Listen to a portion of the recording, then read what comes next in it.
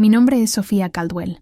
Durante los últimos 8 años, tuve uno de los cargos más exclusivos y mejor pagados del mundo, coordinadora en jefe de estilo de vida del señor Sebastian Rook. El nombre es elegante, pero en la práctica significaba que yo era la CEO de la vida privada de un hombre que decidió que la muerte era un inconveniente que podía resolverse con dinero y tecnología. La mayoría de las personas en mi rubro gestionan jets privados, yachts, equipos de empleados en mansiones. Yo también hago eso, pero mi lista de tareas era un poco diferente. Un punto en mi agenda de hoy, por ejemplo, el número 3 era confirmar con el laboratorio si el lote de sangre del donante de 18 años llegó para la transfusión de plasma semanal del Sr. Rook. Mi trabajo no era solo gestionar un estilo de vida de lujo, era gestionar la obsesión de un hombre por no morir. Fui contratada cuando el proyecto Inmortalidad, como él lo llamaba, apenas comenzaba. Sebastian Rook, el genio de la tecnología que el mundo conocía, se había retirado de la presidencia de su empresa, Rook Labs, para dedicarse a tiempo completo a su proyecto más ambicioso, derrotar el envejecimiento. La prensa pensaba que era un excéntrico. Los accionistas pensaban que era un visionario. Y yo era la directora que regía la orquesta de su locura diaria. La rutina en la mansión, una fortaleza de vidrio y acero enclavada en una montaña aislada, era un ballet de protocolos bizarros, y mi función era asegurar que ningún paso estuviera fuera de ritmo. Los lunes, por ejemplo, eran el día verde. Eso significaba que absolutamente todo lo que Sebastián ingería, desde el desayuno hasta el último vaso de agua, tenía que ser de color verde. Yo coordinaba un equipo de 5 chefs, cada uno experto en un área, para crear un menú que fuera al mismo tiempo monocromático, nutricionalmente perfecto y, en la medida de lo posible, comestible. Era una pesadilla logística: jugo de cal, puré de brócoli, pescado marinado en clorofila, pistachos. Si no era verde, no entraba en la casa. Su justificación, basada en algún oscuro artículo científico, era que cada color tenía una frecuencia vibracional específica y que pasar 24 horas inmerso en una única frecuencia reseteaba el sistema digestivo. El martes era el día blanco, el miércoles el día naranja, y así sucesivamente. Pero la dieta era la parte más fácil de mi trabajo. Estaban las terapias. Todos los días, a las 3 de la tarde, la mansión entraba en protocolo de silencio absoluto. Todas las comunicaciones se cortaban. Ningún empleado podía hablar, toser o incluso caminar de forma muy pesada. Era la hora de la reprogramación de ondas cerebrales del Sr. Rook.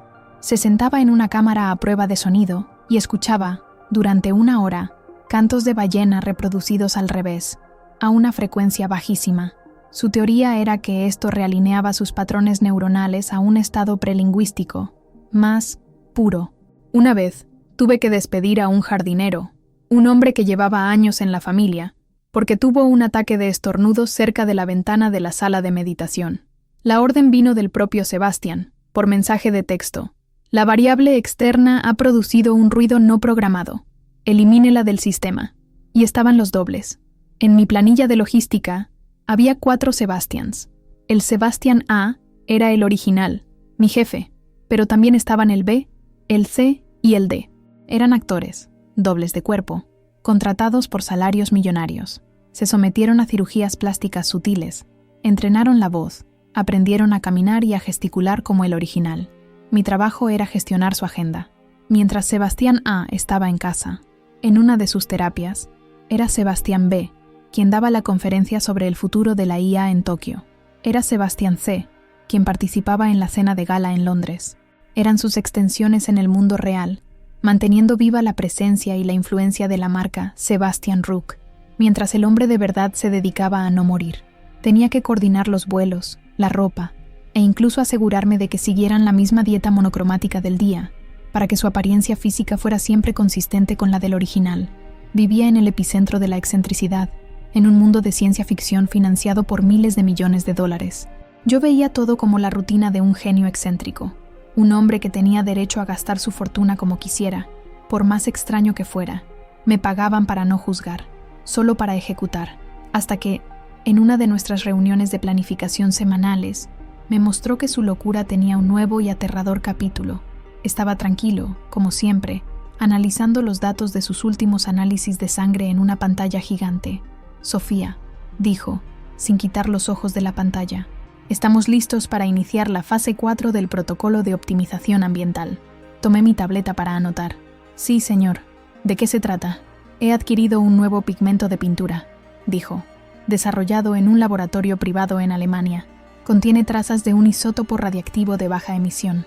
No es peligroso en niveles normales de exposición, pero la teoría de un físico que admiro sugiere que la exposición continua y controlada a este nivel de radiación puede inducir una respuesta de estrés celular positivo, forzando a las células a optimizar sus mecanismos de reparación y, consecuentemente, ralentizando el proceso de envejecimiento.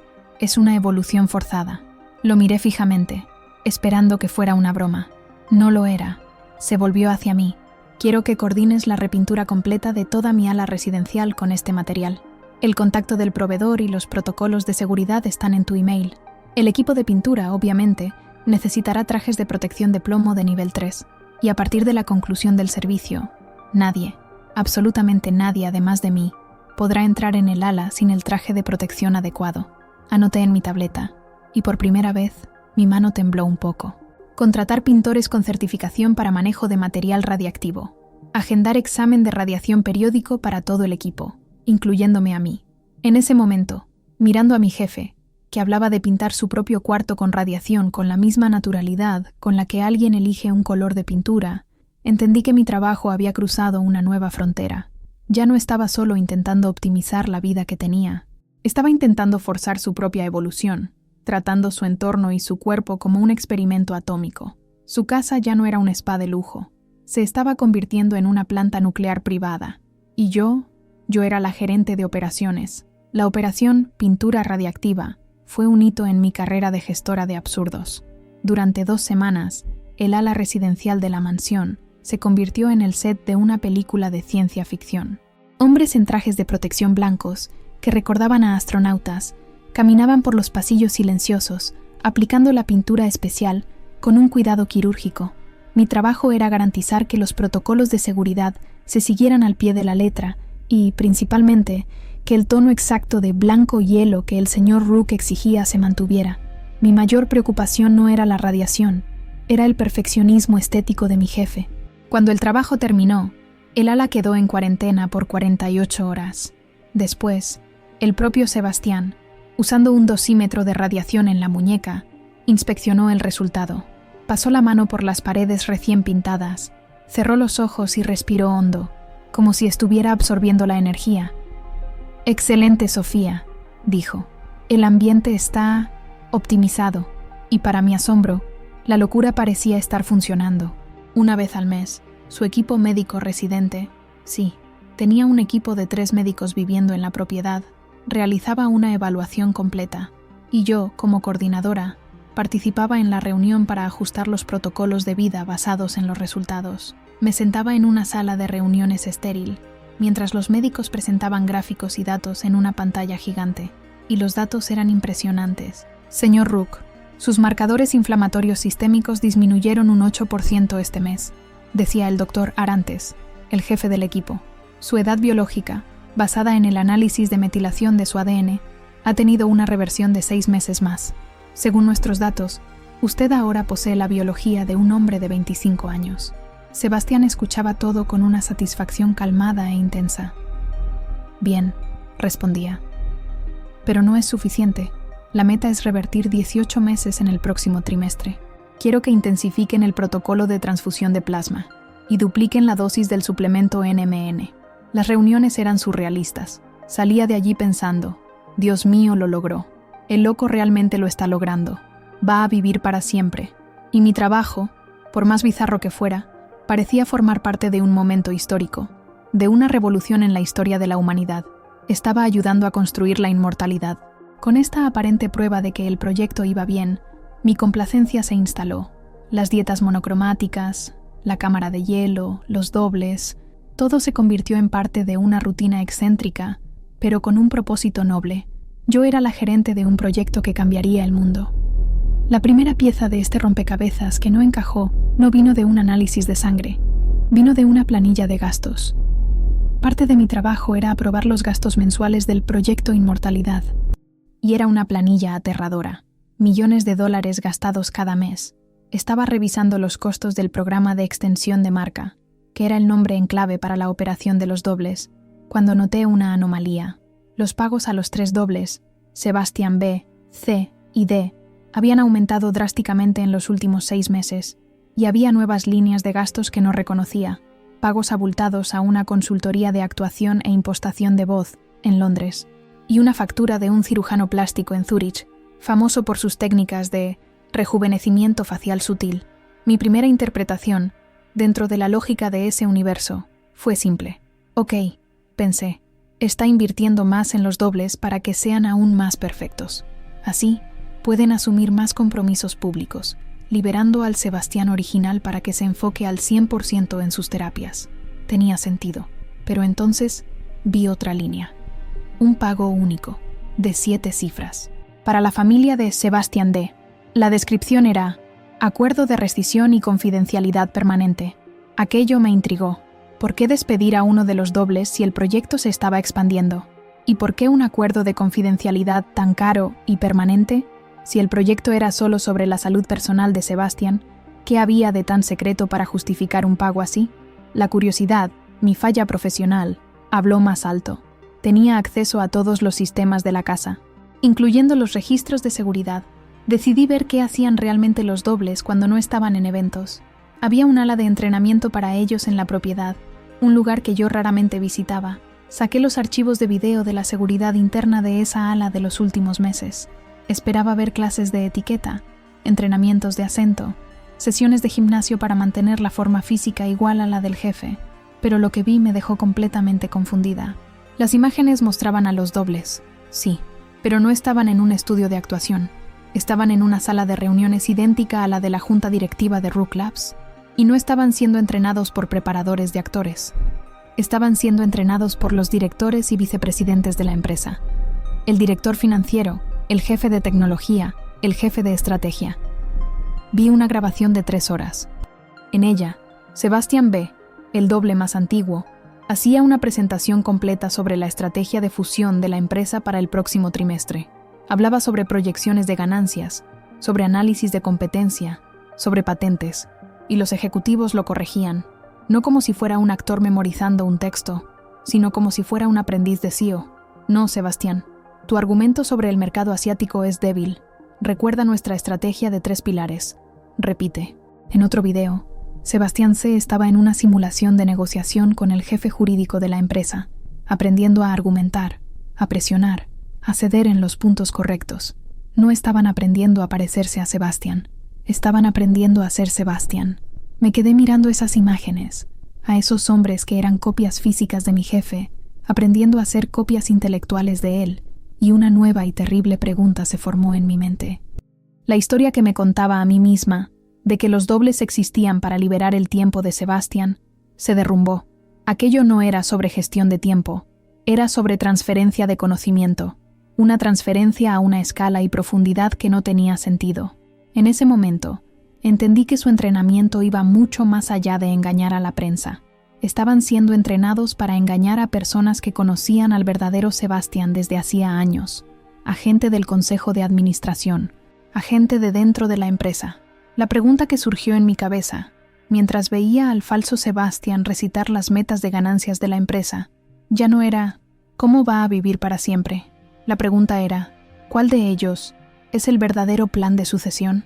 El descubrimiento de que los dobles estaban siendo entrenados en estrategia de negocios me dejó en estado de alerta durante semanas. Empecé a observar todo con un nuevo filtro.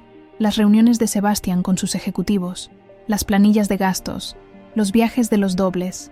Estaba convencida de que estaba presenciando la preparación para el golpe más extraño de la historia corporativa, la sustitución de un CEO por un clon entrenado. Pero, como siempre ocurría en la mansión Rook, cuando creía que había entendido la lógica de la locura, él cambiaba las reglas del juego. En una de nuestras reuniones de planificación, Sebastián me presentó la fase 5 de su proyecto, y era aún más extraña que las anteriores. Sofía, dijo, con su calma habitual, la inmortalidad no es solo un estado biológico, es la perpetuación de la conciencia. Y mi conciencia, lo que me hace yo, fue forjada por experiencias específicas, traumas, éxitos, fracasos, crearon mi arquitectura mental. Para asegurar que el núcleo de mi ser no se pierda en medio de tantos datos biológicos, necesito revivir esas experiencias. No entendí. ¿Revivir cómo? Quiero que recrees momentos clave de mi vida, explicó. No los momentos famosos, que todos conocen, sino los pequeños momentos, los momentos formativos, con una precisión histórica absoluta. Y así comenzó mi nueva y surreal función. Me convertí en una directora de arte de una obra de teatro sobre su pasado, y el único actor y espectador era él mismo.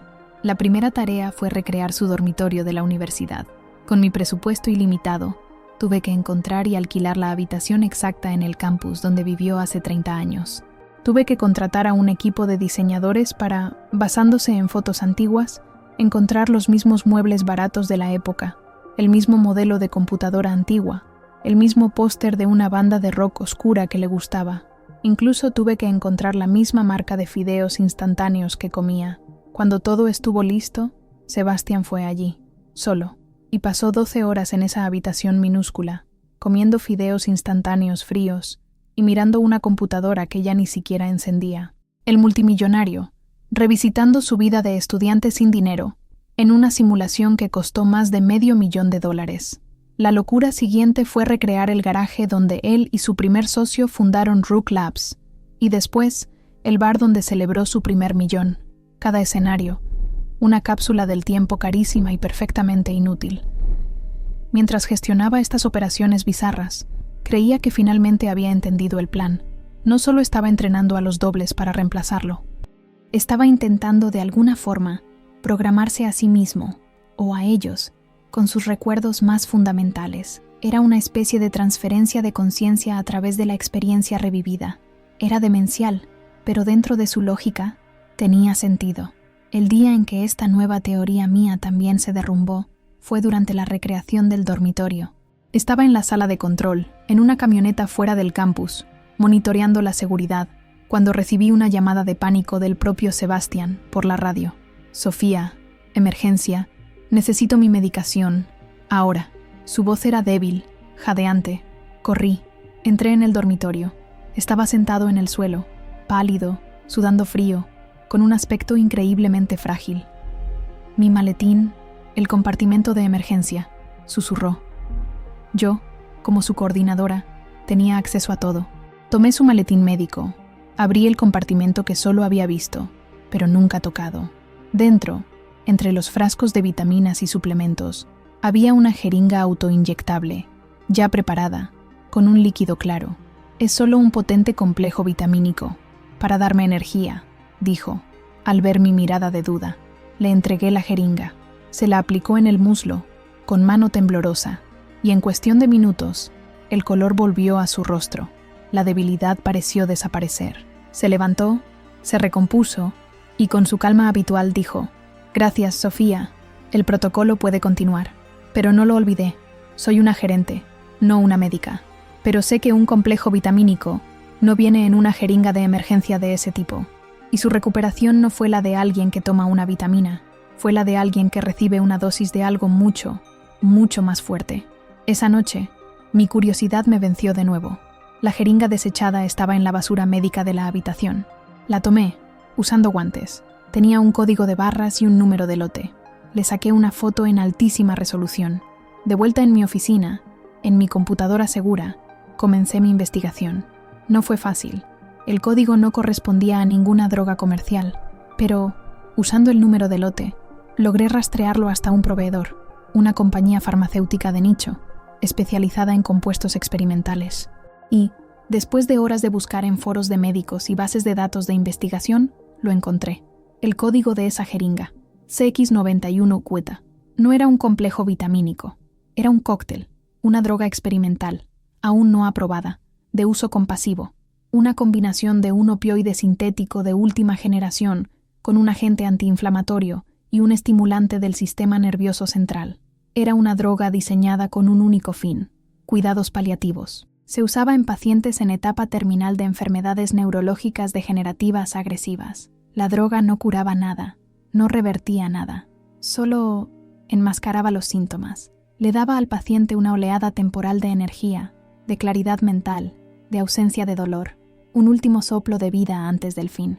Me quedé mirando la descripción de esa droga en la pantalla de mi computadora, y todas las piezas del rompecabezas encajaron de una forma que me dejó sin aliento. La edad biológica de 25 años que sus médicos me mostraban, los marcadores inflamatorios cayendo, la energía para pasar por protocolos de tortura diarios, todo una mentira, una farsa, una actuación para una audiencia de una sola persona, yo y el resto del equipo. Mi jefe, el hombre que buscaba la inmortalidad, no estaba venciendo a la muerte, estaba muriendo, frente a mí, todos los días, y estaba tomando una droga para pacientes terminales para tener suficiente energía, para seguir fingiendo. La pregunta en mi cabeza cambió drásticamente. Ya no era, ¿cómo va a vivir para siempre? La pregunta, ahora mucho más sombría y urgente, era, ¿para quién está montando este show? El descubrimiento de que Sebastian estaba muriendo cambió mi percepción de todo.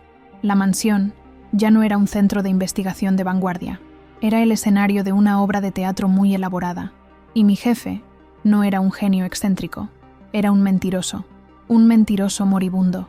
Empecé a mirar todo con desconfianza. Las reuniones médicas mensuales, con sus gráficos de rejuvenecimiento, ahora me parecían una farsa grotesca. Los médicos no eran científicos, eran cómplices, actores con batas blancas, la dieta monocromática, la cámara de hielo, la música de ballenas. Todo perdió su aire de ciencia radical y adquirió un aire de distracción, una cortina de humo para ocultar la verdad. Pero la pregunta seguía ardiendo en mi mente. ¿Por qué? ¿Para quién era el show? Si iba a morir de todos modos, ¿por qué gastar miles de millones en una puesta en escena tan compleja? No era para su familia, no tenía una, no era para el público. Vivía recluido. Tenía que haber una razón mayor. Y si el secreto no estaba en la biología, quizás estaba en los negocios. Como coordinadora en jefe de estilo de vida, tenía un nivel de acceso a los servidores de la casa que era casi irrestricto.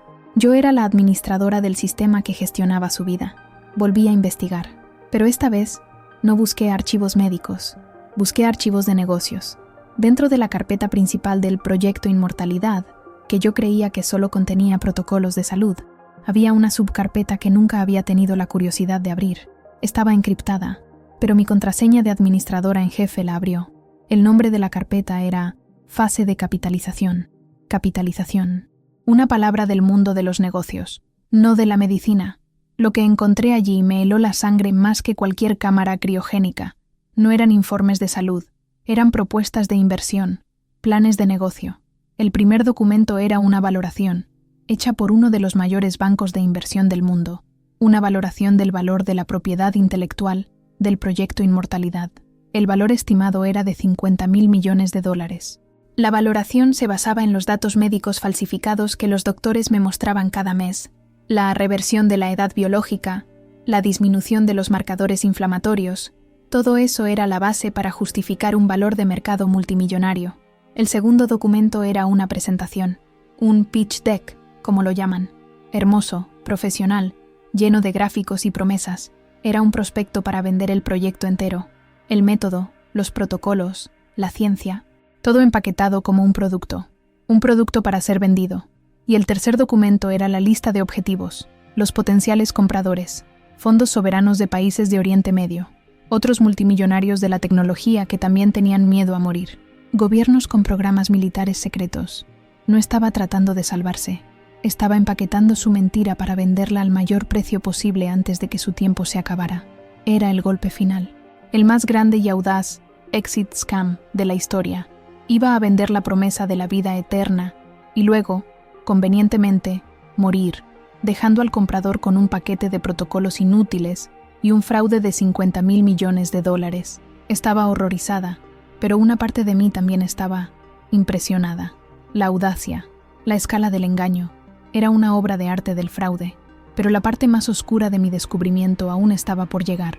Para que el fraude fuera convincente, necesitaba datos, muchos datos, pruebas de que su método era seguro y había sido probado, y encontré la carpeta de esos datos. El nombre era Ensayos Clínicos, Fase Segundo, Validación Externa. La abrí, y lo que vi me dio ganas de vomitar. Eran informes, cientos de informes, provenientes de clínicas de bienestar asociadas, clínicas ubicadas en países pobres del sudeste asiático y de Europa del Este. Los informes contenían datos de miles de voluntarios, personas pobres, sin acceso a la salud, que eran atraídas a estas clínicas con la promesa de un tratamiento de salud gratuito y revolucionario, y estaban siendo utilizados como conejillos de indias. Leí los informes. Eran inhumanos. Sujeto 734, de una aldea en Camboya, presentó necrosis tisular severa tras el protocolo criogénico, dato descartado como anomalía estadística. Lote 12, en Ucrania, demostró un aumento del 40% en la incidencia de tumores agresivos tras la introducción del cóctel de plasma. Recomendar ajuste en la dosificación y monitorear el nuevo lote. La tasa de mortalidad en el grupo de terapia de radiación de baja emisión es del 15%. Dentro de los parámetros aceptables para la validación de los datos de seguridad. Las locuras, que se aplicaba a sí mismo, eran solo la versión de marketing, el show para las cámaras internas. El verdadero experimento, el laboratorio de horrores, estaba ocurriendo lejos, con personas reales, personas que estaban sufriendo y muriendo para que los gráficos en las diapositivas de inversión de él se vieran más bonitos. Estaba en mi oficina, paralizada, mirando esas atrocidades en mi pantalla, con las lágrimas corriendo por mi rostro. No era la gerente de un proyecto de un excéntrico, era la coordinadora de un crimen contra la humanidad. Y fue en ese momento que la puerta de mi oficina se abrió, sin llamar. Era él, Sebastian Rook. No parecía débil. La dosis de su droga paliativa lo mantenía alerta y fuerte durante algunas horas. No me miró a mí, miró directamente a mi pantalla, a los informes de los conejillos de indias humanos que yo estaba leyendo. Me congelé, esperando el grito, la furia, la llamada a los guardias de seguridad, pero solo sonrió, una sonrisa calmada, casi paternal. «Impresionante, ¿verdad, Sofía?», dijo. «La escala del proyecto, la atención al detalle. Sabía que tu curiosidad, tu eficiencia, te traería hasta aquí. De hecho, contaba con ello». Caminó hasta mi escritorio y sacó de su bolsillo su propia tableta. La encendió y la giró hacia mí. La pantalla mostraba una imagen, una transmisión de video, en vivo, de una cámara de seguridad. Reconocí la calle, la casa, el jardín. Era la casa de mis padres, en mi ciudad natal. Mis padres, ancianos, cuidando las flores en el jardín, completamente ajenos al hecho de que estaban siendo observados, desde el otro lado del mundo, por el hombre más peligroso que he conocido. Lo miré, con el terror ahogándome. Me miró fijamente, con la sonrisa aún en el rostro, y dijo, con la misma voz calmada con la que pedía su jugo verde por la mañana: «Te he mostrado mi secreto más profundo, Sofía, el verdadero corazón de mi legado. Ahora, necesito saber si se puede confiar en ti para guardarlo, o si tu familia se ha convertido en una nueva variable de riesgo que necesito gestionar».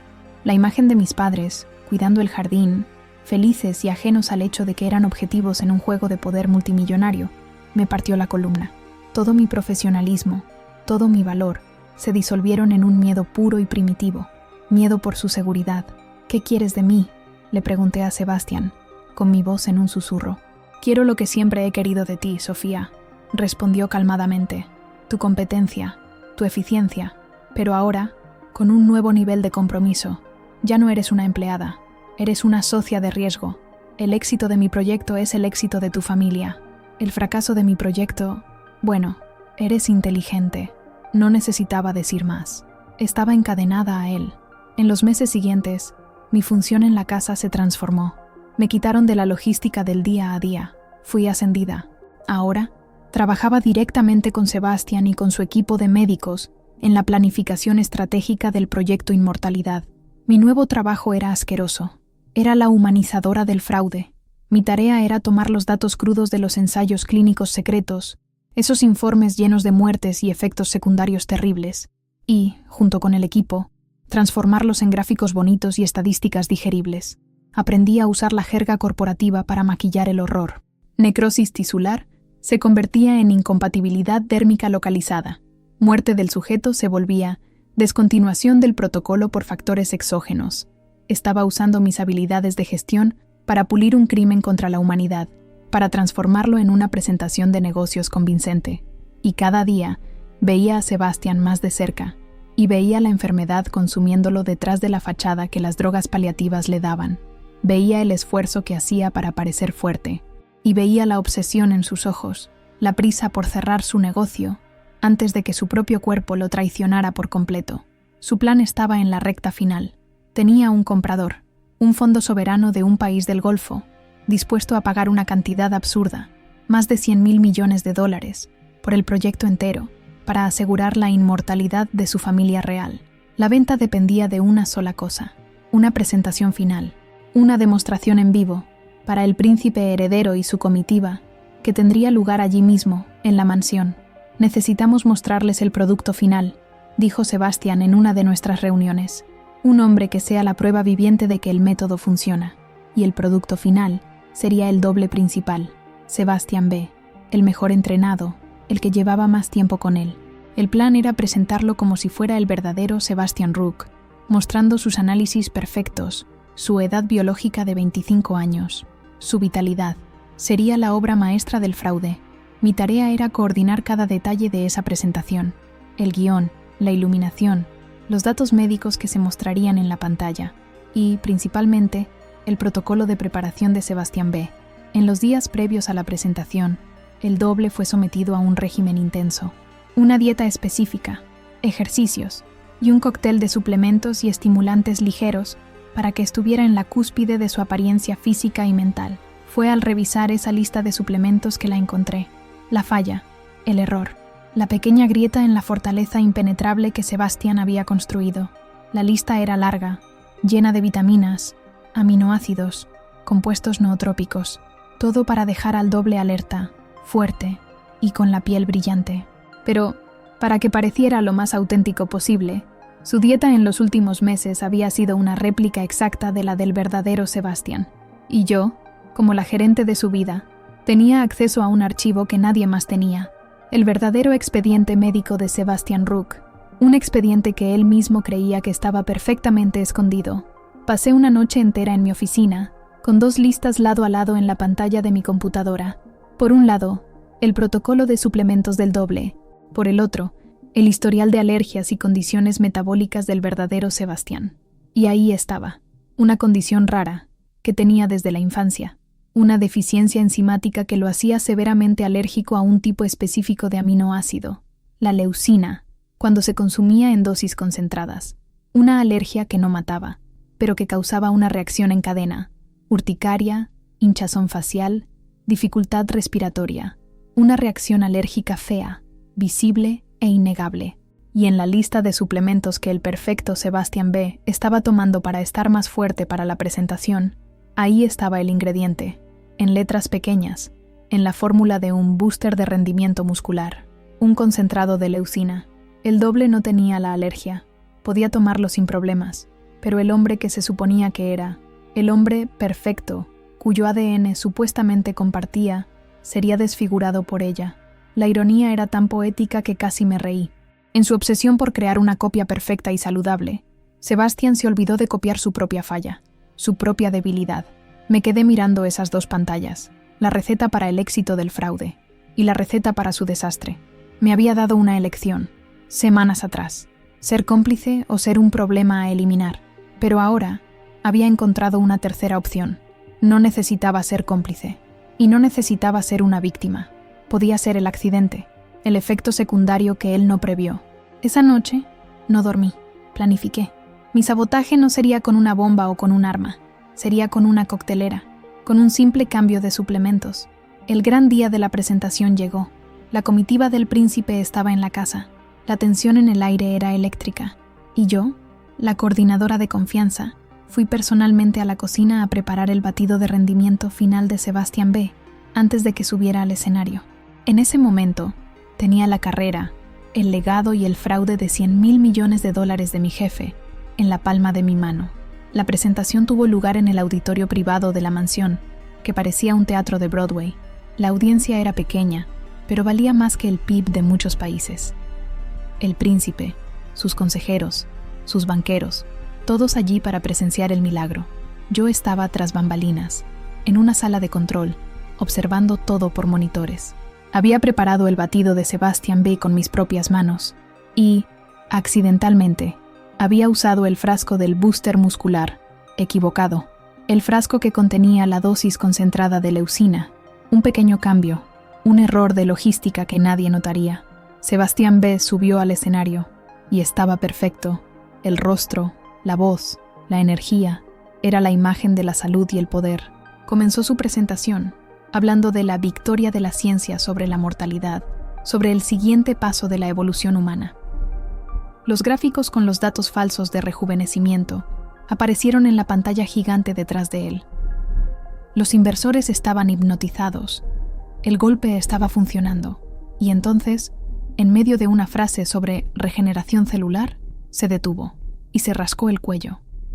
Me incliné hacia adelante, con los ojos fijos en el monitor. Empezó. Una pequeña mancha roja apareció en su mejilla. Intentó ignorarla. Continuó hablando, pero su voz era un poco más débil. Empezó a parpadear con más frecuencia. Su rostro comenzó a hincharse, sutilmente al principio, y luego, de forma visible y alarmante. El público empezó a cuchichear. El príncipe se inclinó para hablar con uno de sus consejeros. Sebastián B., ahora con la respiración jadeante y el rostro transformándose en una máscara hinchada y roja, intentó continuar. Pero era demasiado tarde. La imagen del hombre inmortal, del superhombre del futuro, se estaba deshaciendo en vivo, frente a sus potenciales compradores. No era un dios, era un hombre teniendo una severa crisis alérgica. La presentación terminó en caos. Los médicos corrieron al escenario. La comitiva del príncipe se retiró, con expresiones que eran una mezcla de conmoción y asco. El negocio de $100.000 millones se había acabado. El fraude había sido expuesto de la forma más humillante y ridícula posible. Creí que había ganado. Había destruido su proyecto sin que nadie supiera jamás que fue sabotaje. Esperaba ser despedida, quizás algo peor, pero lo que sucedió después fue el verdadero plot twist. En la confusión, mientras los médicos atendían al doble, el verdadero Sebastián me llamó a su oficina. Entré, preparada para lo peor, pero no estaba enojado. Estaba riendo, una risa débil, cansada, pero genuina. «Brillante, Sofía», dijo, ofreciéndome un vaso de whisky. «Simplemente brillante. Una reacción alérgica. Nunca se me habría ocurrido». Lo miré, confundida. «¿No está furioso? ¿Furioso? Mi querida, estoy impresionado», dijo. «No solo descubriste mi secreto, sino que descubriste mi debilidad y la usaste en mi contra de una forma que nadie puede probar. Eres incluso mejor de lo que pensaba. Su negocio, su fraude, lo destruí todo», dije. Él sonrió. «¿Crees que mi negocio era vender el proyecto Inmortalidad a esos idiotas? Ah, Sofía, esa era solo la historia A». Y entonces me contó la verdad final. El proyecto Inmortalidad nunca estuvo a la venta. Era un cebo, la mayor y más cara operación de inteligencia privada de la historia. El objetivo nunca fue engañar al Fondo Soberano para conseguir su dinero. El objetivo era atraer a los hombres más poderosos y desesperados del mundo a su casa. Mientras estaban aquí, explicó, cada celular, cada computadora, cada palabra que dijeron fue copiada, grabada y analizada por mi verdadera empresa, una firma de inteligencia y datos que vende información a gobiernos.